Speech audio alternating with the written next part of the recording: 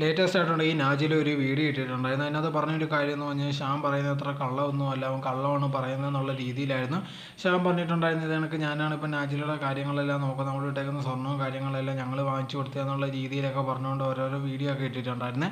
അതിന് മറുപടി എന്നുള്ള രീതിയിലായിരുന്നു ഇപ്പോൾ ഉണ്ടെങ്കിൽ നാജില വന്നിരിക്കുന്നത്. ഇതെനിക്ക് ഷ്യാം പറയുന്നത് കറക്റ്റൊന്നും അല്ല, ഇതുണ്ടെങ്കിൽ എൻ്റെ വീട്ടിൽ നിന്ന് കിട്ടിയത് അമ്മയൊക്കെ തന്നതാണെന്നുള്ള രീതിയിലായിരുന്നു പറഞ്ഞിട്ടുണ്ടായിരുന്നത്. ഇതെനിക്ക് ഒരുപാട് കാര്യങ്ങൾ പറയുന്നുണ്ട്, അതൊന്നും സത്യമൊന്നും അല്ല, ചില കാര്യങ്ങൾ മാത്രമേ ഉള്ളെന്നുള്ള രീതിയിലാണ് നാജില പറയുന്നത്. ഇപ്പോൾ എവരെ നോക്കിക്കഴിഞ്ഞാൽ ഈ കുട്ടിയുടെ വിഷയം തന്നെ വന്നു കഴിഞ്ഞാൽ കുട്ടി ഇപ്പം എപ്പോൾ നോക്കിയാലും നാജില പറയുന്നത് ഇനി ആ കുട്ടിയായിട്ട് എനിക്കൊരു ബന്ധവുമില്ല, അങ്ങനെ ഇങ്ങനെ ഇപ്പോൾ ഉണ്ടെങ്കിൽ എൻ്റെ അമ്മയും ആ കുട്ടിയും ഉണ്ടെങ്കിൽ ആദ്യ ഭർത്താവിനെ ഏൽപ്പിക്കാനുള്ള ഒരു പരിപാടിയാണ് നടത്തിക്കൊണ്ടിരിക്കുന്നത്, അതിനുണ്ടെങ്കിൽ ഞാൻ സമ്മതിക്കത്തില്ല. അതുകൊണ്ട് തന്നെ എന്നെക്കുറിച്ചുള്ള മോശമുള്ള കാര്യങ്ങൾ എൻ്റെ മോളുടെ അടുത്ത് എൻ്റെ അമ്മ പറഞ്ഞു കൊടുക്കുന്നുണ്ട്, അങ്ങനത്തെ പല കാര്യങ്ങളും നടക്കുന്നുണ്ട്. അതുകൊണ്ടാണ് എൻ്റെ മോക്കുണ്ടെങ്കിൽ ഇപ്പോൾ എന്നെ ഇഷ്ടമല്ലാത്തത്.